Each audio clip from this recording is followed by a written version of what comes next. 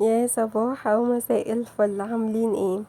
نزلت جبت شوية خضار كده كان ناقصني.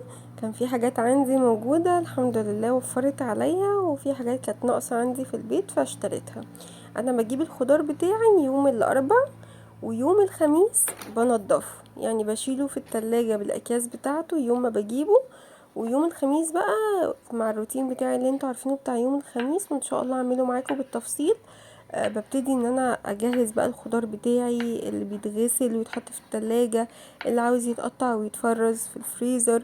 فبقعد اعمل الحاجات دي. كنت لقيت الفلفل الالوان بصراحة كان شكله حلو وسعره كان حلو جدا. جبت الكيلو ب20 جنيه. ده بالنسبة للأسعار في المنطقة عندي، يعني كان السعر حلو. ممكن يكون عندكم سعره أقل من كده. وقلت اقطعه كده جوليان كده واحطه في الفريزر.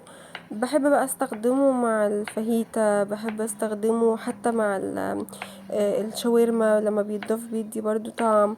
بحب اخليه برضو واخد منه اضربه مع الخلطة بتاعة السمك، تتبيلة السمك بتخليه مسكر طعمه حلو قوي. فاستخداماته عندي كتيرة قوي. فيعني اساسي لازم يبقى عندي كده متشال في الفريزر، ويعني اول ما الاقي كده فاضل كيس واحد يبقى انا محتاجة ان انا اشتريه. فلما لقيت ده كده سعره حلو فجبت. وبعد ما عملت الكمية اللي انا جايباها دي، انا مش جايبة كتير يعني، اللي لقيته حلو يكون كده يعني مشدود مش مكرمش خدته، لان كان مع الحر طبعا عارفين الجلدة بتاعته كده بتكرمش شوية، فما لقيتش كتير انقي منه. اللي انا قدرت اجيبه وجبته. ماما بقى الاسبوع اللي بعده لقيتها جايبالي برضو بتاع حوالي كده 2 كيلو، برضو كانوا حلوين. فزيادة الخير خيرين الحمد لله. فقلت بقى هعمل برضو منه كده اشيل في الفريزر. وفي جزء منه شويته وشيلته في الفريزر عندي مشوي. بشويه كده على الفحم، يعني اكون مثلا بشوي فراخ او كده. بعد ما اطلعها ما بطفيش الفحم، بسيب الفحم زي ما هو، واحط عندي الفلفل يتشوي، بياخد بقى نكهة الشوي كده، بيبقى بابريكا بقى على حقها يعني، على اصولها زي ما بيقولوا. واول ما تبرد بشيل بقى منها القشرة بتاعتها والبذر، وبشيلها بقى في اكياس في الفريزر. استخداماتها كتير قوي، هعمل معاكم منها وصفات كتيرة يعني. اهم حاجة بس لما تشيلوا الفلفل الالوان في الفريزر تطلعوه على طول على النار. يعني مثلا لو انتوا هتحطوه في فاهيتا، تطلعوا من الفريزر على الفراخ على طول. ما تسيبوش يفك بره، لو فك بره هتلاقوا المية بتاعته بتنزل، وهو بقى جلدة كده، ويعتبر الياف ملهاش اي لازمة، يعني كل الفايدة نزلت. لما بينزل على طول على النار، لا بيبقى كأنك لسه مقطعه فريش، ما بيفرقش خالص عن الفريش. الفلفل الالوان بيبقى مسكر كده لذيذ يعني، فاستخداماته كتير. وهتلاقي نفسك لما الحاجة بتكون متوفرة عندك في الفريزر، انتي بتطلعي وتستخدمي، وبتديكي افكار حتى لو الحاجة دي مش بتستخدم في الوصفة دي، بس هتلاقي نفسك بتجددي لان الحاجة متوفرة ومتقطعة جاهز. فانتي يعني فاهمين قصدي. وكمان تقدروا تعملوا من الفلفل الالوان برضو يعني مكعبات، تقطعوا مكعبات. بس انا بالنسبه لي ده اكتر تقطيع انا بستخدمها. ولو عاوزه افرم باخد منها وافرم، مش فارقه بالنسبه لي شكل التقطيع. بحطه بقى في الاكياس كده وافضي منه الهواء كويس قوي عشان ما يعملش البخار بتاع التلج ده ويعمل تلج جوه. وبعد كده بشيله عندي في الفريزر.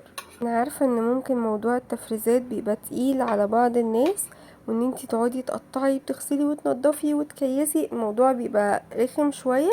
بس جربوا كده ان وانتوا بتعملوا الكلام ده اذكروا ربنا، استغفروا. الموضوع فعلا بيفرق جدا، يعني بتحسوا الوقت بيعدي وانتوا مش حاسين. او يعني الحاجه بقى بالنسبه لي الاهم ان انا سبحان الله بحس ان الاكل بيبقى فيه بركه. لما بكون مثلا مشغولة وانا بعمل الحاجات دي، ومثلا بتكلم مع جوزي مع بنتي واتشغلت وما ما ذكرتش ربنا او استغفرت، انا بحس ان لا في حاجة ناقصة في الاكل. في حاجة كانت بتدي لمسة كده اساسية بالنسبة لي. فتعودوا اعملوا الموضوع ده، حتى لو انتوا اتشغلتوا مثلا بتتفرجوا على حاجة وانتوا بتشتغلوا في شغل البيت، او مثلا بتكلموا حد، حتى لو 7 8 مرات 10 مرات، اي حاجه هتطلع من بقك بجد هتفرق جدا. ولو خدتوا بالكم انا ما جبتش الفلفل الرومي اللي هو الاخضر، اللي هو التخين. انا بستخدم البديل بتاعه الفلفل الرومي البلدي بتاعنا اللي احنا بنستخدمه في المحشي. بحس طعمه احلى وبضيفه على الفلفل ده ساعه الاستخدام. لقيت برضو باميه كانت حلوه قوي. فقلت اجيب الطبق ده واقمعه واشيله في الفريزر. انا ما كنتش هستخدمه كخضار للاسبوع ده، بس قلت كنوع من التفريزات يعني اشيلها لما الاقي حاجه كده وانا عندي وقت افرزها. مفيش مشكله، الكيس ده ممكن ينفعني في وقت زنقه. بس عذبتني، كانت مليانه شوك مش ممكن. بجد بقيت بمسكها، عارفين لو خايفه امسكها، كانت مشوكه جدا. طبعا الباميه اللي هي بتبقى فيها شوك بتبقى بلدي فهي حلوه، بس عذبتني بجد. قمعتها بقى، بشيل القمع بتاعها من فوق وحته كده صغنطوطه من تحت.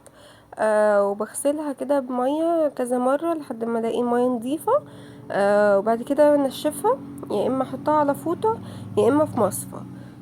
واشيلها بقى في اكياس. انا مش بسلقها ولا بشوحها ولا اي حاجه، زي ما هي كده. وبعد كده بعمل بقى التخديعه بتاعتها واطلعها من الفريزر، فبتبقى حلوه قوي وكانها فريش. يعني دي فعلا الطريقه اللي مريحاني وبعملها بقالي سنين يعني.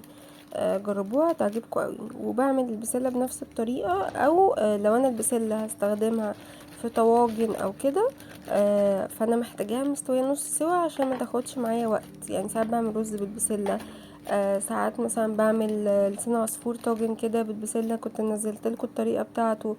فبكون محتاجه ان يكون البسله مستويه شويه، فساعتها بسلقها. فبعمل نوعين من البسله، نوع بكون سلقاه، والنوع التاني بشيله اخضر زي ما هو.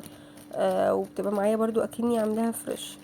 ابتديت بقى احط بقيه الخضار اللي انا جبته في الحوض كده. طبعا الحوض مغسول قبل ما احط الحاجات دي.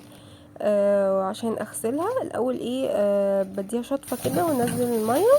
وبعد كده اروح حاطه ميه تاني واحط شويه خل واسيبهم كده بتاع حوالي 10 دقايق 5 دقايق، مش اكتر من كده يعني، عشان الخضار ما يمتصش الخل. وي... لما بيقعد كده تحس ان هو بيحمض، ما يعني مبيبقاش حلو.